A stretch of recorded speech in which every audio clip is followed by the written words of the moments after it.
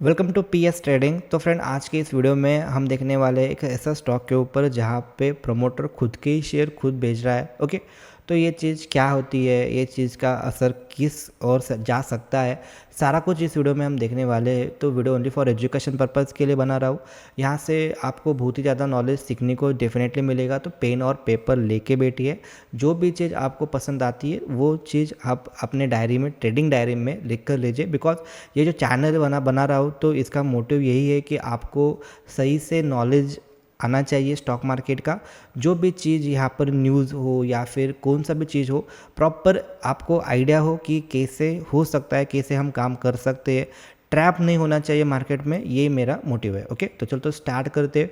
Video only for education के लिए है, कोई भी बाय और सेल रिकमेंडेशन बिल्कुल भी नहीं है। तो स्टॉक जो है वो स्टॉक का नाम है इज़ माई ट्रिप प्लानर। तो सबसे पहले अगर हम मंथली चार्ट इसका देखें तो इस स्टॉक ने डेफिनेटली बहुत ही ज़्यादा रिटर्न इस स्टॉक ने दिए थे जब से ये आईपीओ आया था मार्केट में। उससे उसके बाद ऑलमोस्ट 450% के रिटर्न हमें यहाँ पर देखने को मिल रहा है। लेकिन उस स्टॉक ने कौन से अच्छे चीज़ की है, कौन से बुरे चीज़ की है, तो दोनों भी हम देखेंगे। इस चीज़ को पूरी तरह से एनालिसिस करेंगे, कैसे एनालिसिस किया जा सकता है और क्या कर सकते हैं, बहुत चीज़ हम इस वीडियो में देखने वाले हैं। तो चलो तो हम स्टार्ट करते हैं।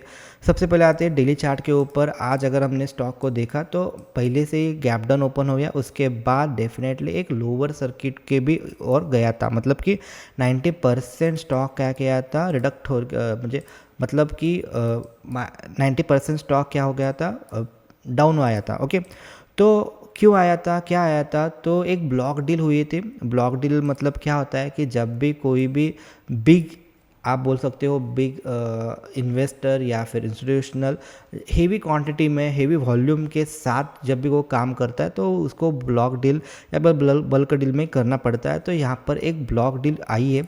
इसका जो पूरा न्यूज़ है वो 100% तो नहीं है, लेकिन 99.9% ये कंफर्म है कि ये जो भी कुछ होया है, ये प्रमोटर ने क्या किया है इज़ माई ट्रिप के निशांत। ओके, तो इन्होंने क्या किया है, ऑलमोस्ट 15 करोड़ के share, okay, not a joke, 15 crore के शेयर, ऑलमोस्ट 8.5% का जो स्टेक है वो कंपनी के, तो उन्होंने खुद ही भेजे। मतलब कि क्या कि मान लो ये मेरा कंपनी है, ओके, इसको मैं कब बढ़ाता हूँ, मतलब कि मुझे अभी मान लो ये मुंबई में है, मुझे और एक पुणे में चाहिए, नागपुर में चाहिए, नासिक में चाहिए, सांगली में चाहिए, कोल्हापुर में चाहिए। मतलब कि मुझे ये और ज़्यादा फ्रेंचाइजी क्या करना है, ओपन करना है।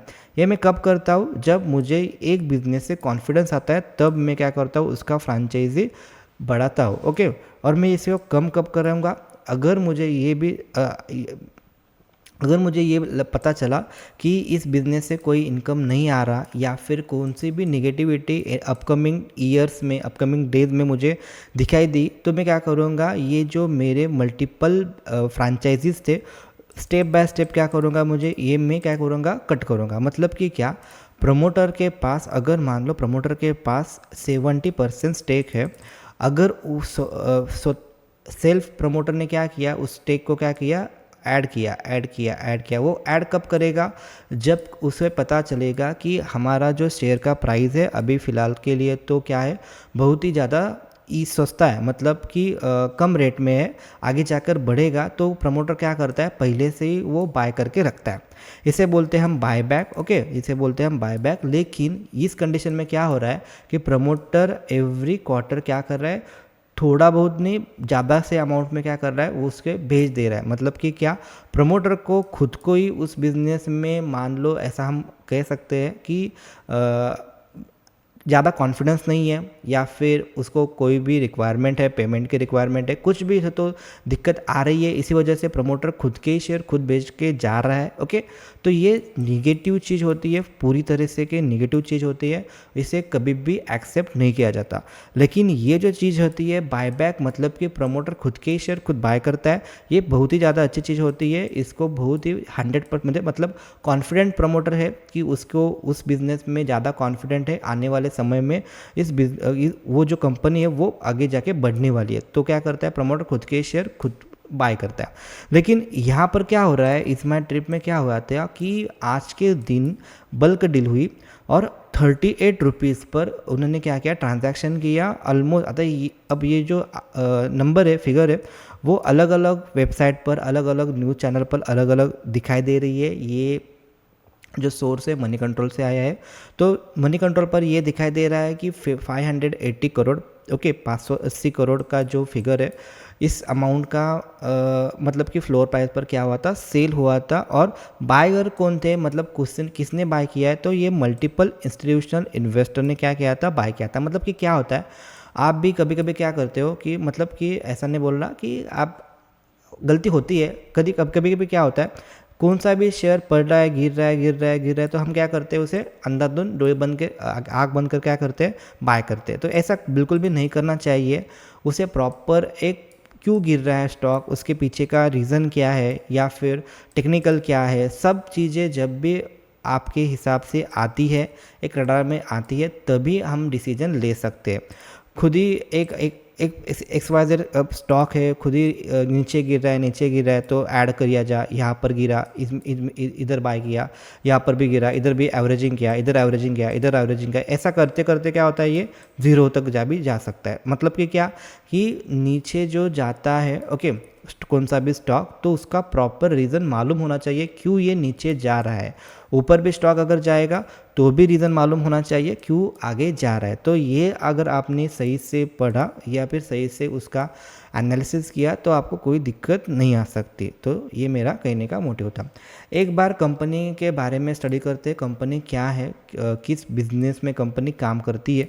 तो खुद कुछ नहीं करने का, उनका जो वेबसाइट है वो वेबसाइट खोल के देखने का। ओके, यहाँ पर है इज़ माई ट्रिप। ओके, तो फ्लाइट दिखाई दे रहा है, होटल्स दिखाई दे रहा है। मतलब कि क्या है, ये फ्लाइट हो या होटल हो, जो भी ट्रैवलिंग इंडस्ट्री है, मतलब कि टूरिज़्म सेक्टर है, उस सेक्टर में बिलोंग करती है। ओके, पहले तो ये पता चला, ट्रेन है, बस है, हॉलीडेज़ है। ओके, जब भी हॉलीडेज़ आएगा तो इस इंडस्ट्री को क्या होगा, डिमांड आ सकती है कैब्स में। ओके, ऐसा मल्टीपल चीज़ में क्या करते हैं, कंपनी काम करते हैं। एग्जैक्टली अगर हम डायरेक्टली स्कैनर के ऊपर आएंगे तो हमें पता चलेगा कि मार्केट कैपिटल क्या है। तो मार्केट कैपिटल के हिसाब से एक स्मॉल कैप कंपनी है जो कि 74,000 करोड़ का क्या है, मार्केट कैपिटल है। पी के हिसाब से अभी तो मार्केट गिरा है। ओके, 34.3 रुपीज़ के हिसाब से अगर हम देखेंगे तो 30.4 का पी है।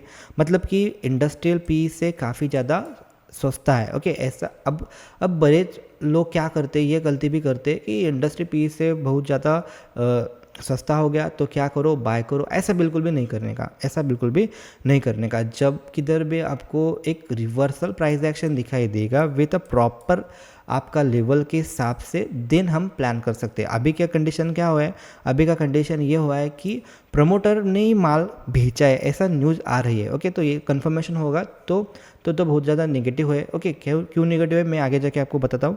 अब इधर तो हम देखेंगे तो इसके हिसाब से पॉजिटिव न्यूज़ क्या है, पॉजिटिव थिंक ये है कि इसका आरओसी डेफिनेटली बढ़िया है, आरओई बहुत ही ज़्यादा अच्छा है। ओके, उसके बाद अगर हम देखेंगे फेस वैल्यू, तो ये इन्होंने क्या किया था, कट किया था, स्प्लिट किया था, वो 1 है। ओके, प्रमोटर के पास अभी भी 64.3% का स्टेक है, लेकिन वो कम कर किए जा रहे, वो नेगेटिव फैक्टर मुझे दिखाई दे रहा है। एडवांटेज क्या है इस कंपनी को, तो इस कंपनी को एडवांटेज यहाँ पर शो हो रहा है कि इज ट्रिप प्लानर, ये जो फास्टिंग ग्रोइंग है, okay, second largest and only profitable company in the online travelling portal. Okay, मतलब कि इंडिया में हाँ ये वर्ड इंपॉर्टेंट है। इंडिया में क्या है, तो इंडिया में सेकेंड लार्जेस्ट प्रॉफिटेबल कंपनी है। ओके, फास्टेस्ट ग्रोइंग में। तो ऑनलाइन ट्रैवलिंग टूरिज़्म जो भी सेक्टर है, इस सेक्टर में ये क्या है, लीडर के हिसाब से काम कर रही है, प्रॉफिटेबल है।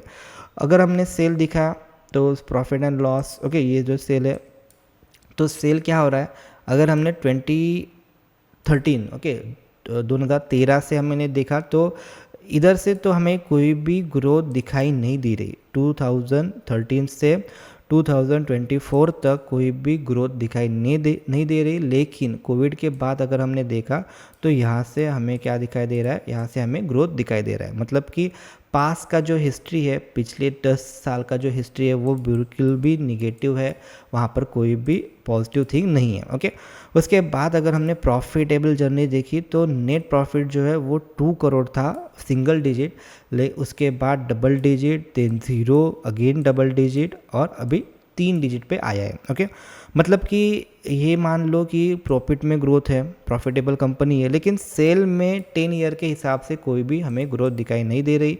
ये थोड़ा सा नेगेटिव पॉइंट है। उसके बाद अगर हमने देखा नीचे जाके प्रमोटर का होल्डिंग, यहाँ पर खरा मतलब कि यहाँ पर सब कुछ चीज़ें जो बिगड़ी हुई है। ओके, तो पहले क्या था, 2021 में क्या था, सितंबर क्वार्टर में 74.9% का स्टेक था।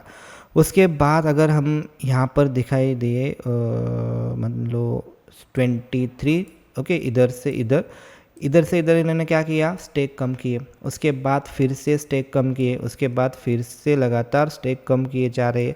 मतलब कि आप एक बार स्टेक बेचते हो, कोई दिक्कत की ज़रूरत नहीं होती।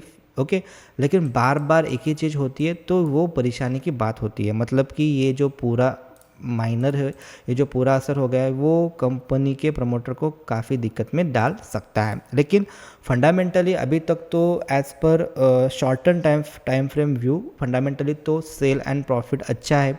इसी वजह से ROC ROE भी अच्छा आ रहा है। EPS जो उनका कम है, अर्निंग पर शेयर जो उनका कम है, उसका रीज़न भी है बिकॉज उन्होंने बोनस भी दिया था, उसके बाद एक ही साल में 2 बार बोनस दिया, स्प्लिट किया, तो उसकी वजह से नंबर ऑफ़ शेयर बढ़ गए, और नंबर ऑफ़ शेयर बढ़े तो अर्निंग पर शेयर क्या होता है, कम होता है। ओके, तो वो चीज़ आपको पता होगा।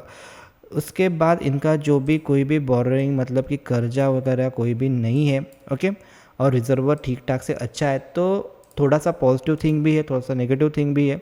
तो काम किधर होता है, अगर हमने देखा तो यहाँ पर तो हेवी वॉल्यूम के साथ यहाँ पर ब्रेकडाउन आया है।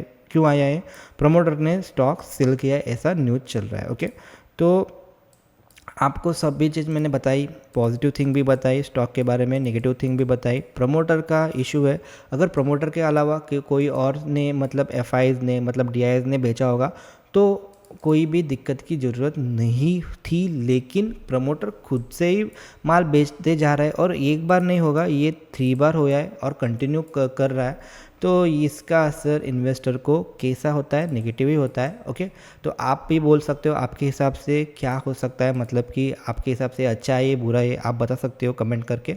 और या फिर आपको कोई अलग वीडियो टॉपिक पे वीडियो चाहिए तो वो भी कमेंट करके बता सकते हो। ओके, वीडियो कैसा लगा आप ज़रूर कमेंट करके बताओ, एंड अगर अच्छा लगा होता तो डेफिनेटली लाइक एंड शेयर कर सकते हो। मिलते हैं अगले वीडियो में।